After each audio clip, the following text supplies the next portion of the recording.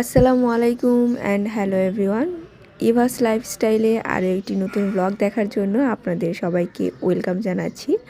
আশা করছি যে যেখান থেকে আমার আজকের ব্লগটি দেখছেন সবাই আল্লাহর রহমতে অনেক বেশি ভালো আছেন।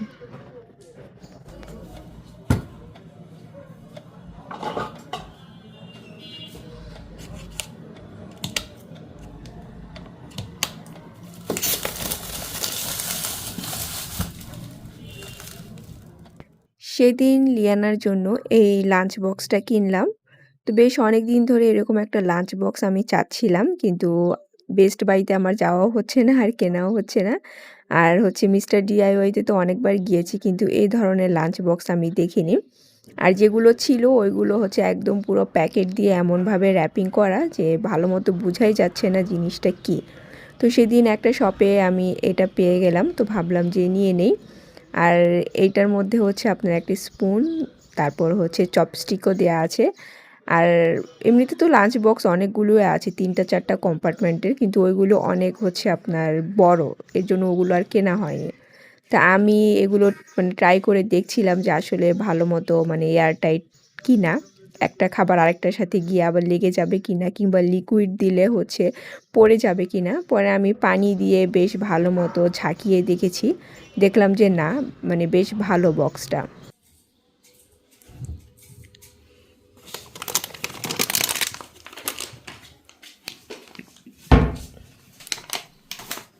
এটা হচ্ছে তার পরের দিন সকালবেলা, লিয়ানার স্কুল ওপেন, মানে যখন ওর স্কুল উইন্টার ভ্যাকেশনের পর ফার্স্ট ওপেন করেছিল, তো ওই দিনকার ব্লগ হচ্ছে আর কি মূলত এইটা। তা আমার তো এমনিতে লিয়ানার জন্য যে বক্স সেগুলো আছে, তো আমি দেখা যায় নর্মালি স্ন্যাক্স একটাতে আর হচ্ছে লাঞ্চ আরেকটাতে দিই, কারণ একটা বক্সের মধ্যে দুইটা জিনিস দিলে দেখা যায় ওপেন করার পরে একটা একটু ঠান্ডা হয়ে যায়, কিংবা আবার দেখা যায়, তো এই জিনিসটা আমার ভালো লাগতো না। তো আমি দুই বক্সে দিতাম, যখন যেটা খাবে শুধু সেটাই ওপেন করবে। কিন্তু পরে মানে একটা বক্স হচ্ছে নষ্ট হয়ে গিয়েছে, তো ওই রকম হচ্ছে স্লিম বক্স আমি আর খুঁজে পাচ্ছি না। তো ভাবলাম যে যেহেতু পাচ্ছি না তো কি আর করার, এইটাই নেই। আর প্রথমে না এটা আমি লাগাতে পারছিলাম না, ভাবলাম যে নষ্ট কিনা। পরে দেখলাম যে না, যেটা যেই পাশে হচ্ছে মানে চাপ দিব ওইখানে ধরে তারপর প্রেস করতে হয়, নয়তো হচ্ছে মানে লাগে না আর কি। তো যাই হোক, এখন চলে এসেছি রান্নার কাজে। আচ্ছা, লাস্ট ব্লগে আমার দাদিকে দেখে অনেক আপুরাই আমার দাদির জন্য দোয়া করেছেন। প্লাস হচ্ছে একজন আপু বলছিলেন যে হ্যাঁ, দাদিকে দেখেই বোঝা যাচ্ছে হেভি স্ট্রং। আসলেই আলহামদুলিল্লাহ আমার দাদি হেভি স্ট্রংই। আর উনি আমার বাসায় এসে একদমই থাকতে চান না। তার হচ্ছে রিজন, আমার বাসায় যেহেতু কেউ নেই তেমন, সো ওনার হচ্ছে ভালো লাগে না। কারণ উনি দেখা যায় যে এখানে সেখানে ঘুরে বেড়াতে, প্লাস হচ্ছে মানুষজনের সাথে গল্প করে সময় পার করতে বেশি পছন্দ করেন। তো মূলত এর জন্য আমার বাসায় তেমন একটা আশাই হয় না উনার। তো ওইদিন এসেও বলছিলেন যে একা একা আমি কিভাবে থাকি সারাক্ষণ, কোনো মানে মানুষ নেই, বাসার মধ্যে কেউ আসছে না। এমনিতে তো বাইরে মানুষের শব্দ পাওয়া যায়, কিন্তু আমার মানে বাসার মধ্যে তো কেউ আসে না, কাউকে ঘরের মধ্যে দেখা যায় না। তো এই এর জন্য আর কি মূলত দাদি আসেন না। আর সত্যি বলতে আমার লাইফে আমি যতই আকাম কুকাম যাই করেছি না কেন, মানে ২ জন মানুষ কখনোই আমাকে কোনো কিছুর জন্যই কিছু বলেনি। একটা হচ্ছেন আমার দাদি, আরেকটা ছিলেন আমার নানা।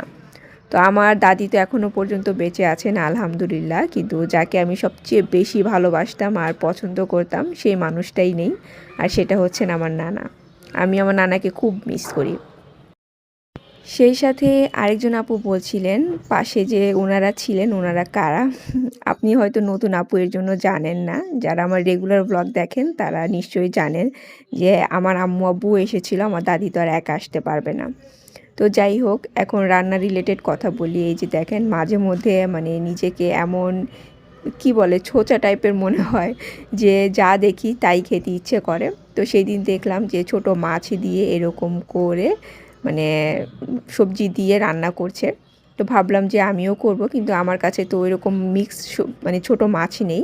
তো ভাবলাম তাতে কি হয়েছে, আমি আমার মতো করে মানে কাচকি মাছ দিয়ে রান্না করি। আর সবশেষে হচ্ছে এই যে এরকম করে নাগামরিচ দিয়েছি। তো আমি যেই রান্নাই দেখি না কেন, নিজের একটা টুইস্ট তো আমার অবশ্যই রান্নার মধ্যে থাকতে হবে। মানে কোনো না কোনো কিছু আমি এক্সট্রা দিব, যে মানে এটা আমার নিজস্ব রান্না আর কি, এটার জন্য। তো আজকে আমি এটার মধ্যে হচ্ছে কি বলে সেটাকে, নাগামরিচের আচার দিয়েছি আর একদম চেপে চেপে বসিয়ে রেখেছিলাম, কারণ এটা হচ্ছে একদম পোড়া পোড়া টাইপের একটু হবে, কোনো ঝোল থাকবে না। তো এই যে রান্না হয়ে গিয়েছে, আর সত্যি বলতে এটা খেতে এত মজা হবে আমি তো বুঝতেই পারিনি, অনেক মজা ছিল। এখন চলে এসেছি আমার এই ছোট্ট কিচেন ক্যাবিনেটটার কালার চেঞ্জ করার জন্য। আজকে আমি একদম বিনা খরচে এইটার কালারটা চেঞ্জ করে ফেলবো। আসলে আগের যে ক্যাবিনেটটা ছিল ওইটার সাথে এইটা মানে ম্যাচিং করে বানানো হয়েছিল অরেঞ্জ কালার। তো আমি হচ্ছে এইটা মানে বেশি দিন হয়নি বানিয়েছি, তো এর জন্য এটার নিচেরটা আর চেঞ্জ করিনি। তো এখন তো এক পাশে হোয়াইট আর এক পাশে অরেঞ্জ, দেখতে একদমই ভালো লাগছে না।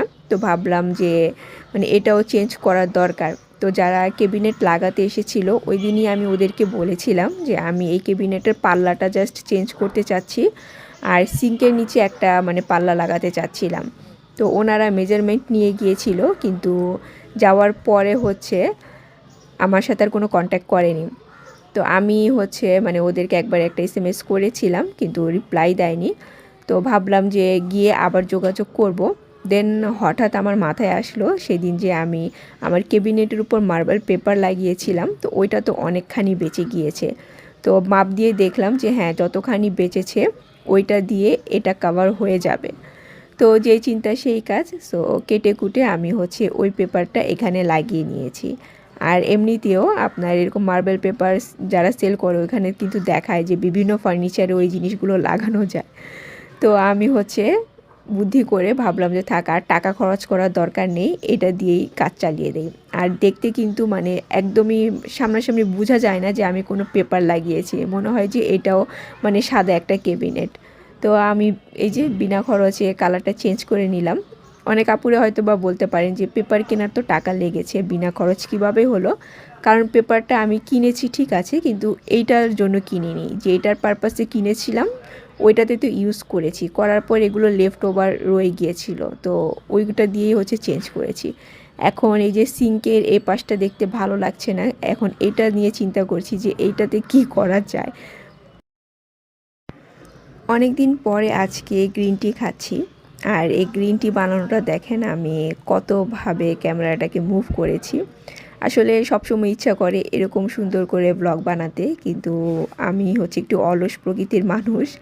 তো দেখা যায় যে ভাবি যে তাড়াহুড়া করে রেকর্ড করে বসে থাকতে এবং মোবাইল দেখতে বেশি পছন্দ করি, যার কারণে আমার এরকম সুন্দর করে ব্লগ বানানো হয় না। কিন্তু প্রথম দিকে কিন্তু আমি এরকম টাইপের ব্লগই বানাতাম।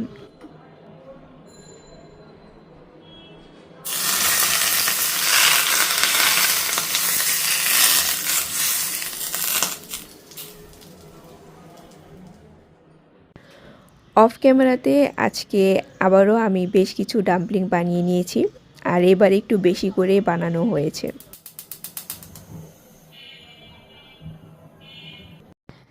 এখন চলেন আপনাদের সাথে ডাম্পলিংয়ের রেসিপি মানে সরি ডাম্পলিং স্যুপের রেসিপি শেয়ার করি। এর আগে আমি করেছি কিনা আমার মনে নেই, তবে এই স্যুপটা খেতে কিন্তু অনেক বেশি মজা, বিশেষ করে যারা একটু টমিয়াম টাইপের স্যুপ খেতে পছন্দ করেন আর হচ্ছে ব্যাংকক গিয়ে এসেছেন, ওইখানের স্যুপের মানে যে টেস্ট এটা হচ্ছে অনেকটা ওই রকমই হয়।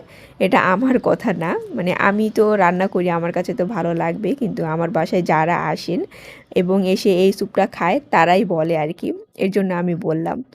তো এখানে হচ্ছে আমি প্রথমে দিয়েছি পরিমাণ মতো পানি, পানিটা আপনারা বুঝে দিবেন। তারপর হচ্ছে দিয়েছি আদা রসুন বাটা, লবণ, বেশ কিছু লেমন গ্রাস। আপনাদের কাছে যদি লেমন গ্রাস না থাকে তাহলে আপনারা লেবু পাতা দিতে পারেন, তবে একটু বেশি পরিমাণে দিবেন, নয়তো লেমনের তেমন একটা ফ্লেভার আসে না। সেই সাথে দিয়েছি হচ্ছে মানে soy sauce, oyster sauce, chilli sauce, fish sauce, এগুলো হচ্ছে আমি মিক্স করে একটা কাপে রেখেছিলাম ওইটা।